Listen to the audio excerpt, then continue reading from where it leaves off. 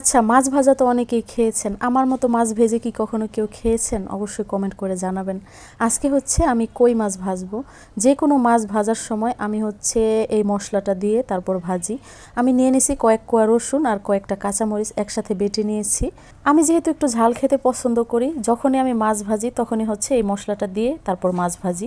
মাছ ভাজা হয়ে গেছে, একদম মুচমুচে করে ভেজে নিয়েছি। আমি হচ্ছে তেলটা তুলে রেখে দিলাম, যেহেতু অনেক বেশি তেল উঠে গেছে। মাছগুলো আমি হচ্ছে কড়াইয়ের মধ্যে দিয়ে দিলাম, আর দিয়ে দিলাম হচ্ছে মশলাটা।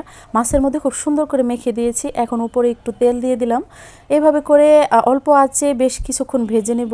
মাছ ভাজার পরে এই মশলাটা দিলে একটু ঝাল ঝালও হয় আর খুব সুন্দর একটা স্মেল আসে, খেতে খুবই মজা হয়। একদম সিম্পল, কোনো ঝামেলা ছাড়া এভাবে একবার ট্রাই করে দেখতে পারেন যারা এখনো ট্রাই করেননি। এটা দেওয়ার পর অল্প আঁচে অনেকক্ষণ পর্যন্ত আমি চুলায় বসিয়ে রেখেছিলাম। যেহেতু অল্প আঁচে রেখে দিয়েছিলাম, মাছের মশলাটাও ভাজা ভাজা হয়ে গেছে।